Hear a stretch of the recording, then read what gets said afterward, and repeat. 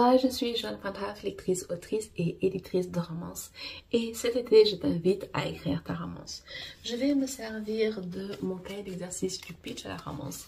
C'est une centaine d'exercices, exercices d'écriture, des listes, des questions, des interviews pour les personnages, des mises en situation, disponibles sur Amazon. Et je vais en sortir les étapes les plus importantes pour se lancer dans la planification ou tout de suite dans l'écriture de sa romance. On a commencé avec les lois de la romance. Une romance, c'est une histoire d'amour qui se termine bien. On a vu la richesse du pitch et toutes les informations qu'on peut retirer du pitch, à savoir le pairing, les tropes, les conflits et les blocages. Et on a enfin l'opposé des blocages, qui est les espoirs, les désirs inconscients. C'est vers quoi vos personnages vont se diriger. Les exemples les plus simples et les plus visuels, en tout cas pour moi, c'est par exemple au début de la romance, les personnages ont perdu le travail. Donc ça, c'est leur problème, c'est le conflit principal, le travail, trouver un travail. Et dans l'espoir, dans le désir conscient, inconscient, la façon où on va les retrouver à la fin du roman, c'est que soit ils ont trouvé un travail, soit ils ont créé une entreprise, mais d'une façon ou d'une autre, on va trouver l'opposé de la situation.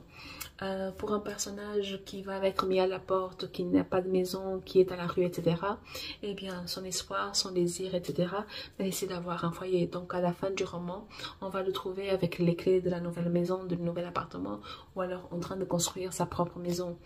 Et pour quelqu'un qui était solitaire, qui souffrait de cette solitude, eh bien, à la fin, on va le trouver avec un cercle social, du genre qui a toujours été là, mais il ne se rendait pas forcément compte. Pour quelqu'un qui était malade, on va trouver ça, la fin, ce sera la guérison. Pour quelqu'un qui cherchait l'amour, à la fin, ce sera évidemment être dans une relation. Donc, la façon, le résumé, la façon la plus brève que je peux parler des espoirs, des désirs conscients ou inconscients d'un personnage, c'est le miroir du blocage. Les gens, ils souffrent.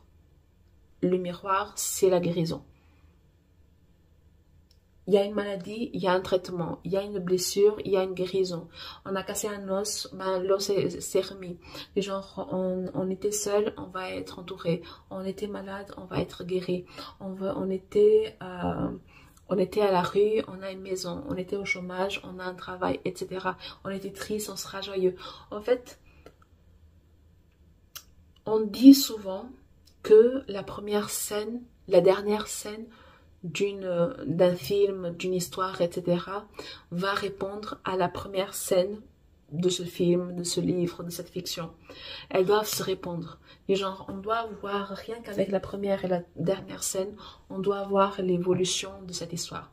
Bien sûr, on n'a pas besoin d'être la toute première scène, comme on n'a pas besoin d'être la toute dernière scène, mais du genre un personnage qui avait tout pour lui, etc. Au chapitre 5, il a perdu son travail, se retrouve à la rue.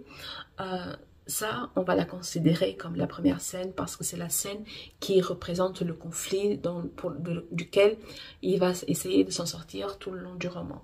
Et à la fin, on n'a pas besoin que ce soit la dernière scène, mais dans les derniers chapitres, dans les dernières scènes qu'on va voir, il a retrouvé un travail, il a créé son entreprise, il a trouvé une maison, un toit, etc. Donc, on va avoir cette trajectoire, parce que n'oublions jamais que un protagoniste, un personnage principal doit évoluer. On ne peut pas trouver son personnage principal exactement au même endroit sans changement qu'au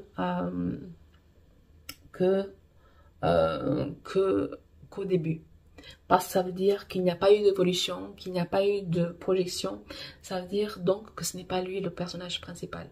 S'il y a quelqu'un qui a évolué, c'est pas pour votre personnage principal, vous vous êtes trompé de personnage principal. Et le truc, c'est que une façon de jouer aussi avec cette évolution, c'est de montrer au même endroit, mais pas de la même façon. Par exemple, un exemple de l'extrême.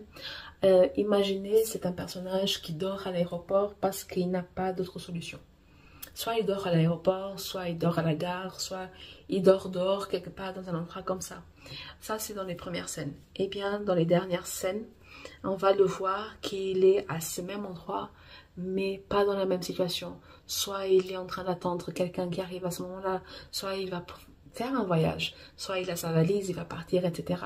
Mais on peut montrer cette évolution au même endroit, mais ils vont montrer qu'il a changé, mais au même endroit. Est-ce que je sais comment j'explique?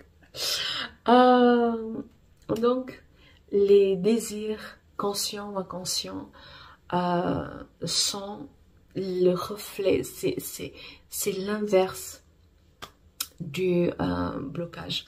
Dans mon projet La milliardaire et le garde du corps, la petite sœur de mon héros a essayé de voler mon héroïne. Elle était prise en flagrant délit, et pour protéger sa sœur, mon héros parle avec mon héroïne, et mon héroïne lui fait un chantage. C'est soit sa sœur part en prison, soit il épouse. Donc voilà, il n'a pas... C'est un chantage. Et du coup, du genre, quand mon héroïne vient avec cette proposition, c'est parce qu'elle a marre d'être trahie, c'est marre d'être poignardée dans le dos. Du genre, elle n'a pas à être gentille quand on l'a trahie, quand on rend sa confiance. Donc, elle est très froide et très dure dans cette situation, dans la résolution de cette situation. Alors, ce qu'on va voir à la fin, c'est que, en tout cas, vers quoi elle se dirige, même sans forcément s'en rendre compte, c'est d'être enfin en paix, d'être enfin sereine, d'avoir enfin quelqu'un sur qui se reposer. À l'heure actuelle, au moment où elle fait ce chantage-là, elle ne pense pas qu'un jour elle aurait quelqu'un sur qui elle pourra se confier. Jamais de la vie, du genre elle a fait une croix dessus. Elle est convaincue qu'il n'y a pas de solution pour elle. Donc jusqu'à la fin de sa vie, on va toujours essayer de la trahir, on va toujours essayer de la poignarder dans le dos. Mais le désir très inconscient, le rêve le plus profond qu'elle n'ose pas l'admettre, c'est que d'un jour, ne pas avoir à lutter tout le temps. Un jour, faire confiance à quelqu'un, du genre faire confiance en la personne qui est avec elle. Du genre, c'est vers ça qu'elle se dirige, mais elle ne sait pas qu'elle se dirige vers ça. Donc, voilà, c'est un cheminement vers quoi vos personnages vont se diriger sans forcément se rendre compte. Parce que la personne qui est dans la rue, le désir plus que conscient, c'est de trouver un foyer. La personne qui a perdu un travail, le désir plus que conscient, c'est de trouver un autre travail. Donc ça, c'est un désir très conscient. Du genre, il y a des projets, on va lutter pour. Mais les peines de cœur, les traumatismes, les blessures émotionnelles, psychiques qui sont là en profondeur, là, ce sont des désirs inconscients qu'on ne veut pas admettre parce qu'on a déjà tellement été déçus qu'on n'essaye même plus. On ne tente même plus. On va juste enterrer ce rêve, on va faire semblant qu'il n'a jamais existé. Donc, quand vous travaillez les blocages, c'est que vous avez déjà automatiquement l'espoir d'avenir. Et c'est une des choses que j'aime le plus en romance.